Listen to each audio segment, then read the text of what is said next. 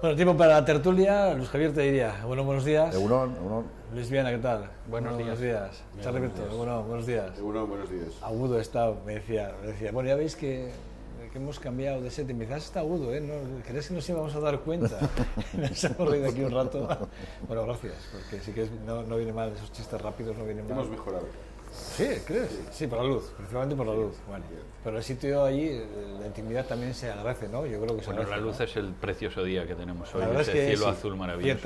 Ciertamente. Se va a estropear a la tarde. Bueno, por ir rápido, porque sí que hay varias cosas y algunas seguro que debatimos, más de lo que habitualmente debatimos. Pero ayer, permíteme que entre porque esta mañana, por este primer tema, que es el del ministro Soria, porque esta mañana oía las declaraciones que ayer, bueno, pues hizo con respecto a la implicación suya en esas empresas offshore, en la que aparecen los papeles o no papeles, con su hermano o no hermano, que si sí, que si no. El caso es que ayer, es verdad que ya partidos se han pedido la comparecencia de Rajoy, la comparecencia del propio ministro en sede parlamentaria. Ya han dicho ambos dos que no van a comparecer en sede parlamentaria, pero sí que dan todo tipo de explicaciones que haya que dar a nivel de donde tenga que dar, menos en sede parlamentaria. Pero sí que es verdad que esta mañana me ha chocado porque él dice que él no tiene ninguna empresa. En Cadena SER esta mañana, primero decía que uno de los cortes era que él no ha estado nunca en ninguna empresa, ni él ni su hermano. Y además lo dice tajantemente, ni yo ni mi hermano, y que esos datos no son datos que les correspondan a ellos, son datos que les corresponden a otras personas.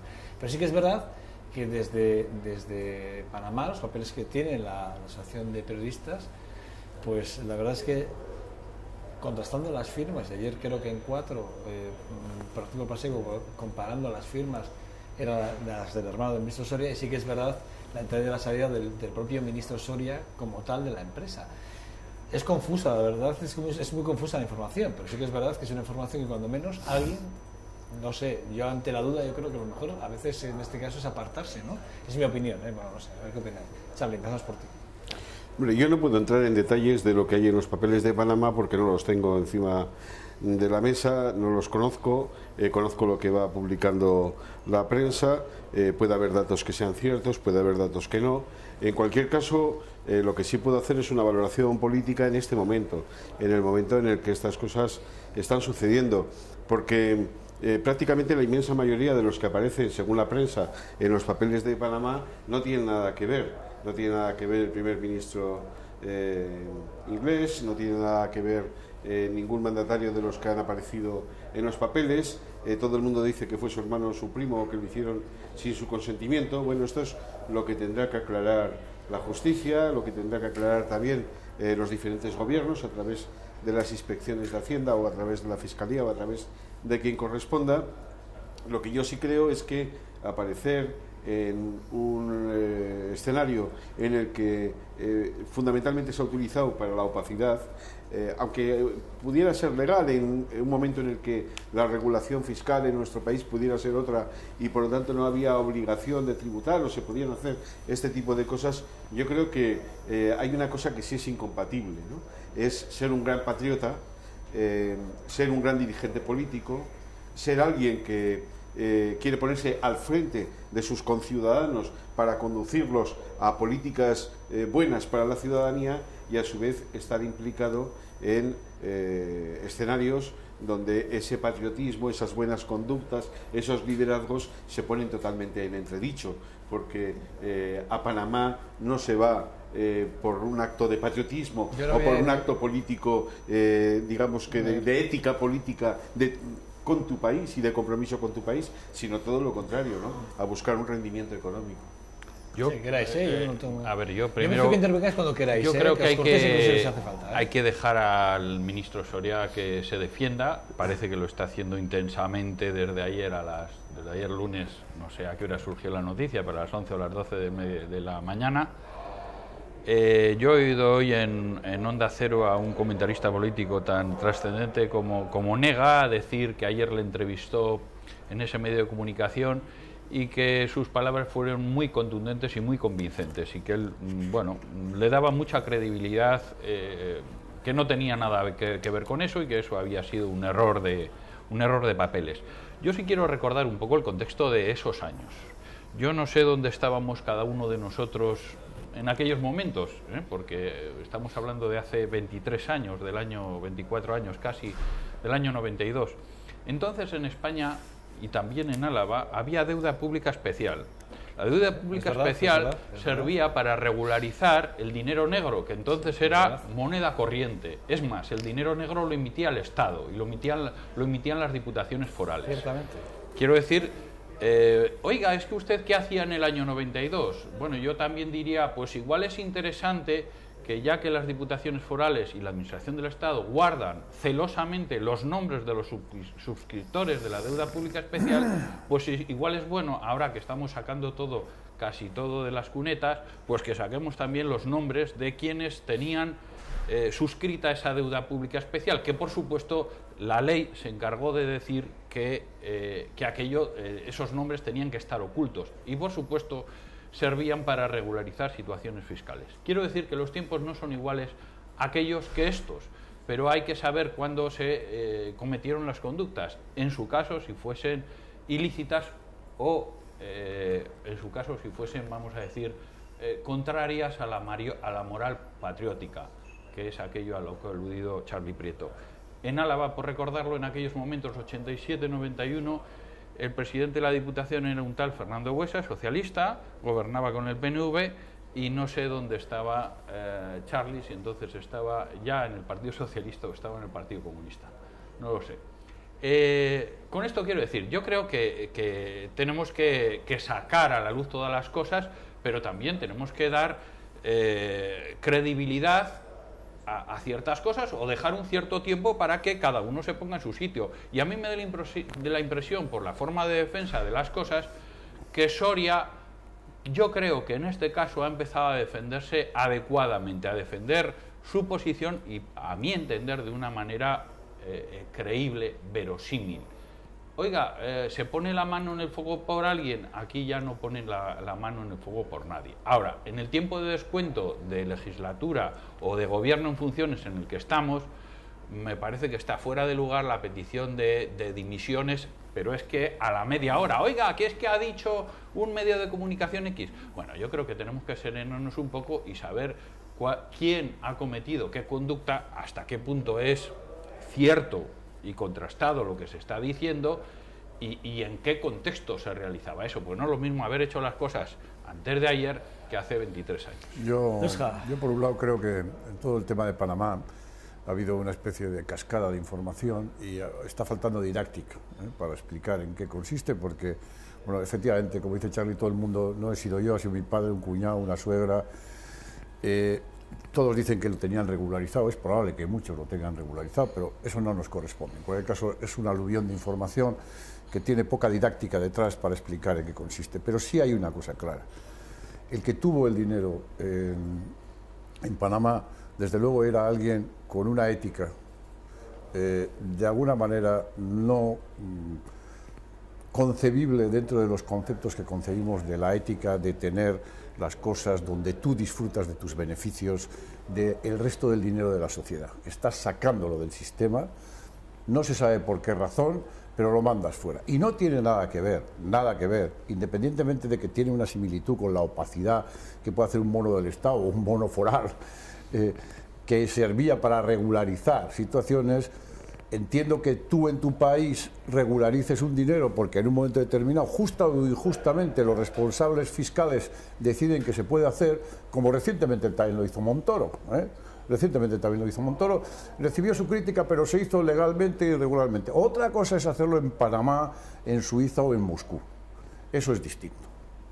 Entonces, no se puede comparar las cosas. Y por otro lado, yo no me corresponde a mí decir si Soria es o no es. Sé que su firma parece que estaba ahí. Todo el mundo dice que, aunque aparezca su nombre, él nunca pasó por allá. Y la contundencia no es un argumento. Mario Conde viene diciendo hace 15 años contundentemente que él es más bueno que nadie, y resulta que está en el trullo. Es decir, la contundencia como argumento no es una estética que se utiliza en un momento determinado para defenderse, y es lógica utilizar la contundencia para decir yo no he sido. Insisto, no voy a prejuzgar, pero desde luego el método de defensa no es en sí mismo una conclusión. Dos cosas que las voy a unir.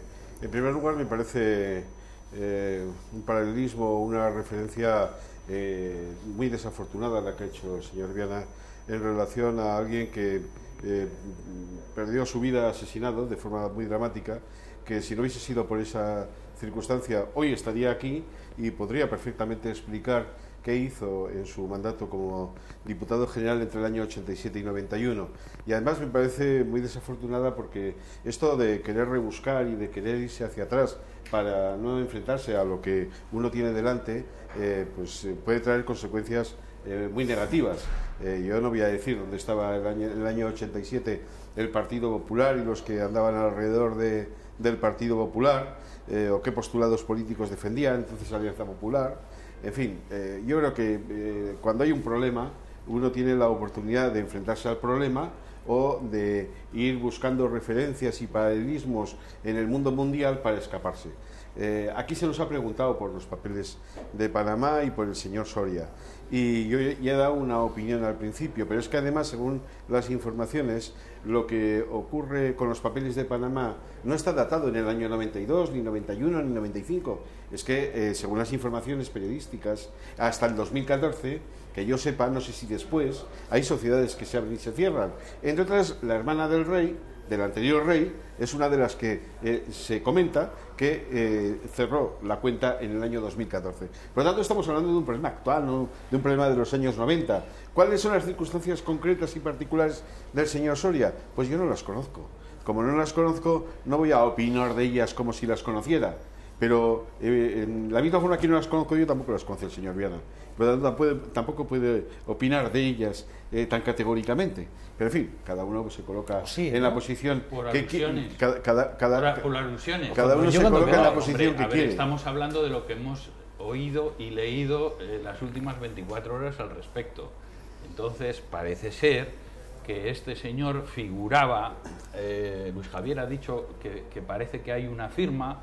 Yo he entendido que no hay ninguna firma y por eso parece que se defiende con Luis, cierta contundencia. yo solo te digo, en el Confidencial Pero son de la Sexta... 92 a 94 o 92 a 95 es lo que yo he leído que pudo ser el tiempo que permaneció vigente esta sociedad y que en función de esa teórica firma fue administrador durante unos meses en el año 92. Eso es lo que he leído y he oído sobre esos hechos sobre los que estoy valorando. Entonces estoy diciendo, porque no estamos hablando de todo el asunto de papeles de Panamá, porque si hablamos de todo el asunto, todo el tema de asuntos de Panamá, pues bueno, pues entonces generalizamos, bueno, porque es más amplio y me parece que también es un asunto que interesa. Estamos hablando del señor Soria en relación con los papeles de Panamá y de su situación concreta, porque las noticias se generó ayer y la de Panamá llevamos 9 días con él. Luis, del Confidencial,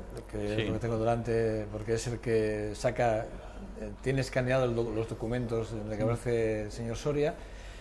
Hay 4 documentos. Está el documento de la firma de la salida del 92, pero también está el documento en el que aparece la firma de él como saliente y la de su hermano. Y es un documento que quiero decir que está ahí, está escaneado, además pone el sello Confidencial en la Sexta. Sí, tengo que... quiero decir que él puede decir que no, y que esa no se firma. Y es que, claro, puede decirlo perfectamente porque es legal. Es decir, si yo no he hecho nada, yo no he firmado nada, y alguien ya le ha asegurado mi firma, puede ser. A ver, yo no me voy a poner a defender unos documentos no, desconozco. No quiero que defiendas nada. Yo digo, que no sea... me da la impresión, estamos dando una opinión sobre lo que nos parece. Entonces a uno les parece y dice, uy, esto tiene mala pinta, huele mal. Pues yo creo que hay muchas otras cosas de los asuntos de Panamá que creo que no tienen buena pinta. Pues luego si queréis hablamos de Mario Conde o del asunto Mario Conde, que no tiene ninguna buena pinta para él, tiene buena pinta para la sociedad, pero en el asunto Soria yo tengo la impresión que para él personalmente esto no tiene mala pinta.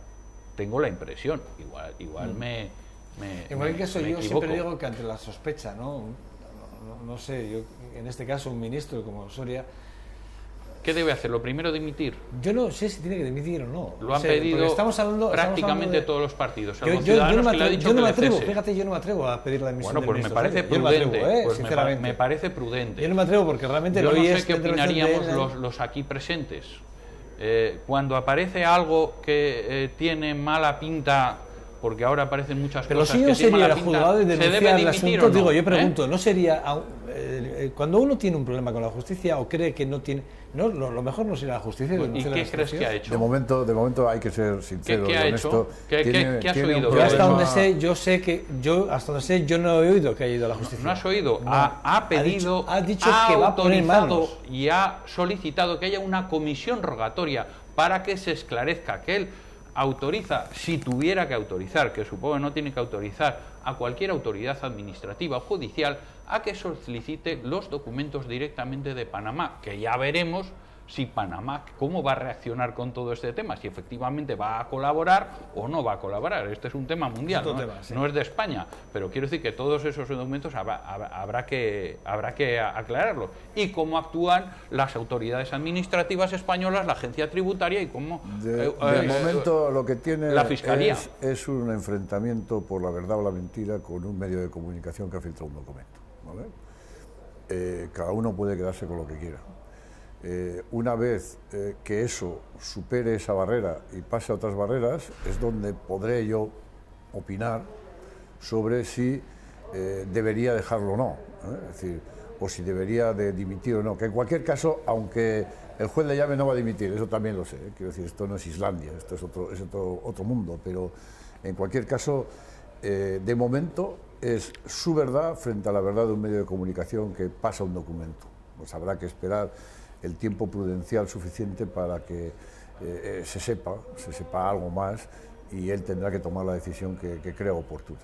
No obstante, en la opinión vuestra, vuestra opinión general, personalmente, con el tema de Panamá, brevemente como titular, porque quiero irme ya a otro tema, pero muy breve, ¿qué sensación tenéis? Quiero decir, realmente, ¿qué se debería hacer políticamente y jurídicamente con el asunto de los papeles de Panamá?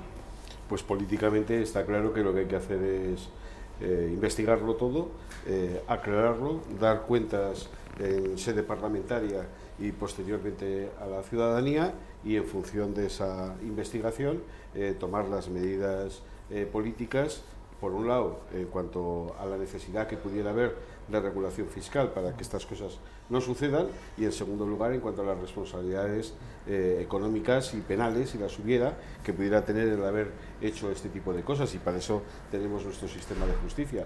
Por lo tanto, en fin, lo que hay que hacer es lo habitual, lo que ya está establecido en caso de que alguien esté utilizando recursos de forma opaca para no tributar, o esté defraudando, o esté jugando con dineros ilícitos para blanquearlos, o para o procedentes de otras actividades que son ilícitas, que es para lo que ha existido Panamá. Sin lugar a dudas. No coincidiendo una pregunta, sí. sí, te quería preguntar concretamente una cosa. El tema de los bancos, el tema de los que, digamos, ayudan o han ayudado de alguna forma a generar, porque en el caso de Banco Santander, por ejemplo, sí que es verdad que ciertas comisiones de ventas de propias oficinas aparecen en Panamá. ¿Eso cómo es dinero negro, no es dinero negro? ¿Cómo puede pagar un banco con una venta de oficinas en España las comisiones fuera en paraísos fiscales? Pregunto, que los desconozco. Me haces una pregunta difícil de claro, pero yo entiendo, supongo que señor estamos hablando de los gastos de los demás. ¿No? Lo han pillado. La diferencia es si es una actuación propia de un banco o el banco está ejecutando las órdenes de los demás. Es decir, oiga, haga usted una transferencia a tal banco en tal sitio. Lo que tenemos que saber es si este sistema legal de España era opaco o era transparente. Es decir, oiga, ¿se informaba a las autoridades? Pero tela, es decir, que un banco que tiene propiedades inmobiliarias en España, las pone a la venta, paga las comisiones, que son las comisiones que han parecido, señor, en este caso... Pero en este país hemos tenido unas leyes... A ver, en este país han gobernado el Partido Socialista y el Partido Popular muchos más años, el Partido Socialista y el Partido Popular. Igual nos hemos equivocado todos, Pero estas leyes han estado durante muchos años y señalaba dónde había un paraíso fiscal y dónde no, y qué repercusiones tenía hacer operaciones con paraísos fiscales, que sustancialmente era la no deducibilidad de esos gastos en España y por lo tanto el pago del impuesto correspondiente. El circuito parece que no estaba cerrado para ningún país, porque este parece que no era un problema de España y ni siquiera de Europa. Luego, bueno, podemos machacarnos y autoculparnos de todo lo que sea. Yo lo que sí quiero concluir es con una cosa. La mal llamada amnistía fiscal de Montoro en el 2012 y la regularización de bienes situados en el extranjero abre unas posibilidades muy importantes. Y de hecho, parece ser que el tema de Mario Conde viene por ahí. Viene por ahí. Y por ahí se ha seguido tirando del hilo y probablemente por esa circunstancia va a volver a la cárcel. Luisja. Yo creo que hay que... todo el que tenía dinero en Panamá, tenía alguna razón gris, por lo menos, si no oscura. Es decir, pudiendo tener el dinero aquí, en la cucha, tranquilamente, y hacer las operaciones aquí y pagar los impuestos aquí, pues alguien decide que puede pagar menos a la sociedad en la que vive y de la que disfruta de los beneficios de las carreteras, de la salud, de la educación, de todas esas cosas. Eso significa que evidentemente los que no tienen recursos no pueden ir a Panamá ni a la cucha casi. Es decir, los que van a Panamá son los que les sobra aquí y van allá.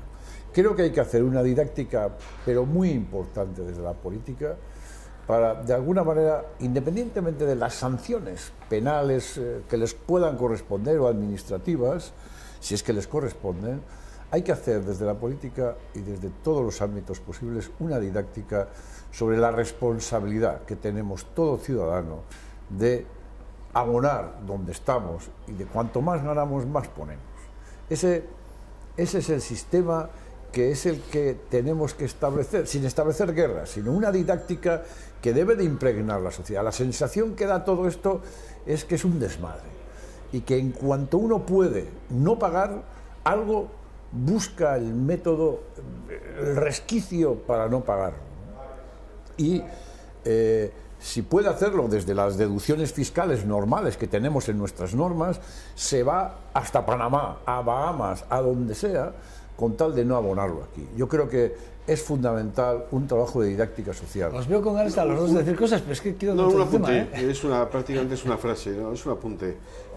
La lucha contra el fraude fiscal va muy lenta, eso es muy cierto. Por ejemplo, en el País Vasco se ha dado una vuelta de tuerca importantísima a partir del año 2013, pero que todavía se está poniendo en marcha. Es decir, va muy lento, pero además hay otro problema en la lucha contra el fraude fiscal que lo ponen en evidencia los papeles de Panamá y antes pues lo que ha ocurrido en Andorra, en Suiza o en otros sitios. Y es que la lucha contra el fraude fiscal, como mínimo, necesita de una dimensión europea. No es posible, sin una fiscalidad europea clara, donde no quepa la ilusión fiscal, donde sea muy difícil escaparse a las obligaciones que uno tiene como ciudadano, es muy difícil luchar contra este tipo de situaciones. Y por lo tanto, ya la comunidad, el territorio, la comunidad, incluso el país, se nos queda pequeño para la lucha contra el fraude fiscal, aunque hay que hacer aquí también. Pero bueno, de la que estamos hablando necesita de un marco como mínimo europeo. Luis, que creo que quieres decir algo, pero muy breve, pues por brevemente lo tengo que decir. Soy inspector de la Hacienda Foral en excedencia. De fraude fiscal algo sé. Entonces voy a decir, contra el fraude fiscal se lleva luchando desde hace muchos años. El fraude fiscal consiste sustancialmente en buena legislación y en medios técnicos y medios personales. Medios técnicos son sustancialmente informáticos e intercambio de información.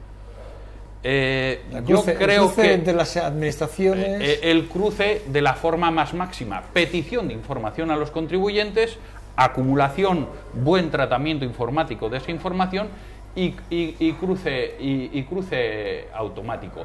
La cultura educativa a la que se ha referido Luis Javier, pues es importante, pero no es lo trascendental. Bueno, a mí me habéis fastidiado porque a mí que me gusta la pelota, y eso de tomar mi gin tonic con la pelota ya no puedo tomármelo. No, si te gusta la pelota, puedes seguir viendo la pero pelota. Ya no puedo tomar el gin tonic viendo la pelota. El gin tonic, claro. También puedes hacerlo. Primero te tomas el gin tonic y luego vas a ver no puedo, ya no puedo disfrutar del gin tonic en la butaca. Hay una cosa, vamos a hacer un juego. Para empezar, vender alcohol en los frontones estaba antes prohibido, no por la ley de adicciones, sino por la ley de espectáculos. Uy, ¿le hemos permitido? Estaba ya prohibido desde hace más de 10 años. Otra cosa es que no se ha cumplido. Pues bueno, pues no se ha cumplido y no ha pasado nada. Por la antiviolencia. Por la ley de antiviolencia en el deporte. Y hoy en día beber un gin tonic en el frontón, por la ley de adicciones, tampoco está prohibido. Lo que se prohíbe es vender ese gin tonic en el frontón. Expender o distribuir. Beber, otra cosa es que no te van a dejar entrar con un recipiente. Ahora llevar la petaca, ¿no? Entonces, pero bueno, esa no es una novedad. Bueno, ¿cuáles son los puntos fuertes y los puntos débiles de la ley? Luisa, tú que estás... No sé, hombre, yo tengo que hablar de puntos fuertes, ¿no? Bueno, básicamente, desde mi punto de vista, la ley tiene varios puntos. Los de cannabis... No, a ver, vamos a ver, tiene varios puntos van a dar fuertes. mucho que hablar, ¿eh? Yo creo que es una ley que va a ser duradera en el tiempo, porque es una ley que todos la apoyamos. Salvando un voto de UPyD que se abstuvo, todos la apoyamos. Luego tiene una mayoría social y política en este país que la hace sólida en la duración y no de esas leyes que se cambian cada vez que cambia el gobierno, sino que es sólida desde esa perspectiva.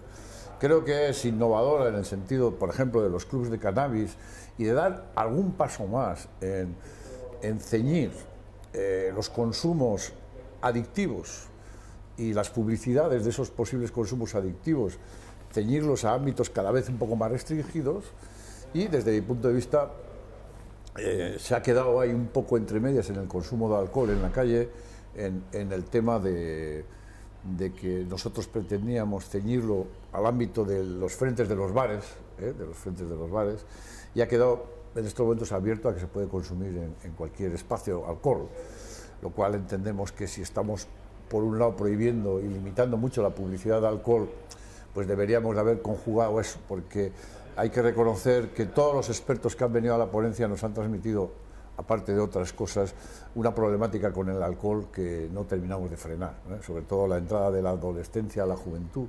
Es un problema donde se está socializando esa entrada desde los consumos muy agresivos de alcohol y por tanto ahí hay que estar muy, muy atentos. Pero bueno, en términos generales creo que casi todo son puntos fuertes, sobre todo es de consenso, y lo que pasa es que los medios han quedado con si se puede fumar en la Plaza de Toros, si se puede beber aquí. La ley es mucho más extensa y trabaja desde el principio la prevención, que es el elemento clave de esto, ¿no?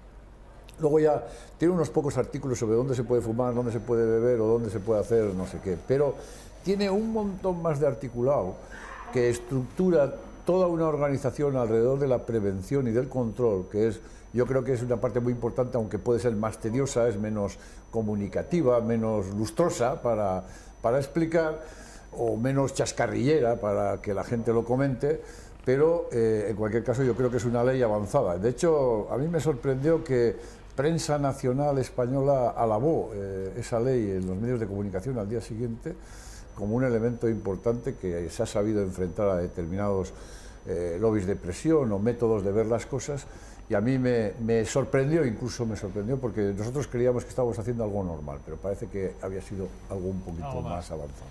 Sí, yo creo que es una ley que aporta valores indiscutibles. El primero es el de la educación. Decía Luis Javier, la prevención como uno de los elementos de la educación.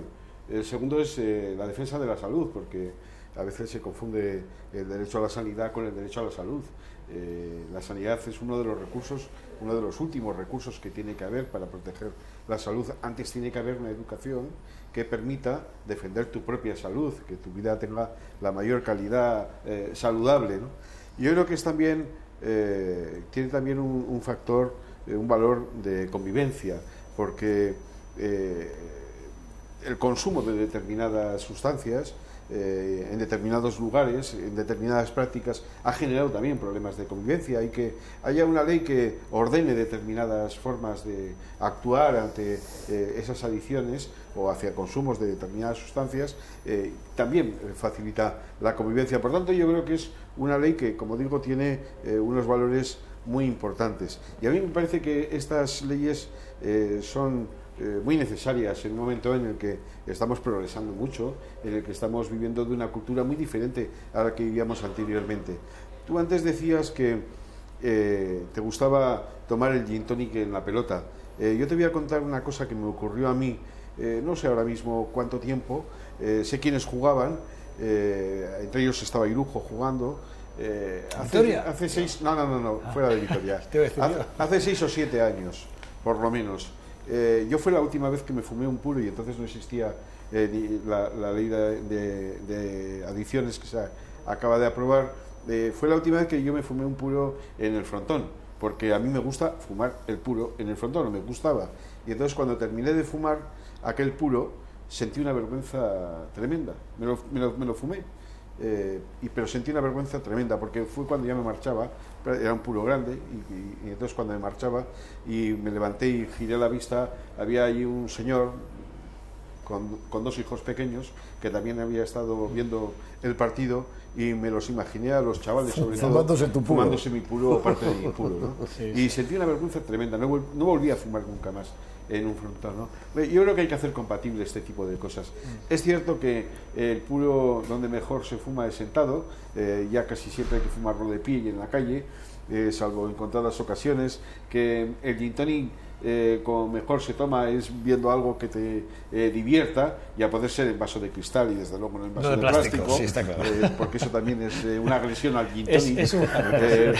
Pero bueno, yo creo que la convivencia requiere de este tipo de cosas. Luis, te voy a dar la palabra, pero el gobierno estudia recurrir la ley de adicciones vasca precisamente por el tema de regular los clubs de cannabis, y además ayer lo dijo Alfonso Alonso, dijo que bueno, que cree que excede la competencia del gobierno vasco en ese sentido. Bueno, hay cosas que tenemos que saber, o si son capacidad de las regulaciones autonómicas o de la administración del Estado. Probablemente un club de cannabis en Ribavellosa o en Vitoria y no en Miranda de Ebro, hay cosas que tiene sentido que estén regulados. ¿Por qué? Pues porque si no las barreras se saltan con facilidad. Yo creo que para que esas normas y reglas estén bien utilizadas, yo creo que es mejor dejárselas, que las regule la autoridad superior o el organismo superior, para que, en fin, no sean, vamos a decir, vulneradas de hecho, y yo creo que ese es el sentido. Yo la verdad es que no tengo una idea preconcebida sobre los clubs de cannabis, dejé de fumar hace muchos años y no voy a fumar ni tabaco normal ni tabaco contaminado. Entonces, pues la verdad es que no desearía que lo hicieran mis hijos tampoco. Quiero decir que lo regule una administración superior, pero que lo regule para todos. ¿Para qué? Para que sirva. Recordemos el ejemplo, ¿no? Pero por esa regla de 3, Luis, también la ley de adicciones debería regularla una administración superior, para que si no se puede fumar en San Mamés, tampoco se pueda fumar en Santiago Bernabéu. Es decir, el partido Athletic Bilbao-Real Madrid no se va a poder fumar, y en el Real Madrid, a mí lo que se me ocurría en relación a mí sinceramente me molesta el humo alado, y en su día, hace muchos años, no me molestó, pero lo que sí se me ocurría es que, fíjate, en los estadios de fútbol es fácil poner gradas segregadas. Oiga, el que tenga mucho interés en fumar, bueno, pues que se ponga en un rinconcito, que vea el partido en un rinconcito, pero que esté disfrutando. Bueno, quiero decir que en sitios abiertos eso puede caber. Lo que no estoy totalmente de acuerdo es que a mí el señor de al lado, con un puro, por supuesto, y hasta con un cigarro, pues me molesta. Y me parece magnífica la ley antitabaco que sacó el tabaco de los bares y de los sitios cerrados. ¿Cómo se ve en las declaraciones de Alfonso Alonso? ¿Cómo las habéis valorado desde el Gobierno vasco? ¿Cómo se valora? Bueno, yo no estoy en el Gobierno vasco, pero desde el Grupo Nacionalista del Parlamento Vasco, como una más que está permanentemente, ¿no? Hace 3 días han recurrido la ley antifracking. Sí, correcto. Ahora están permanentemente en la alerta. Nos han avisado que la ley que queremos hacer también para el vino, para de alguna manera proteger las denominaciones de origen de Rioja y Chacolí, también la van a recurrir si la aprobamos. Es decir, es permanentemente la recentralización. Bueno, es el modelo, ¿no? Es el modelo, y si es que una administración superior tiene que regular para que todos seamos iguales, pues casi obviamos las autonomías y que esté solo la administración superior, ¿no? ¿Queréis decir algo? ¿Algún apunte? No, si se hiciera más caso al Partido Socialista Obrero Español, esto no estaría ocurriendo porque habría ya gobierno. Difícil estar de gobierno, ¿eh? Difícil, está complicado.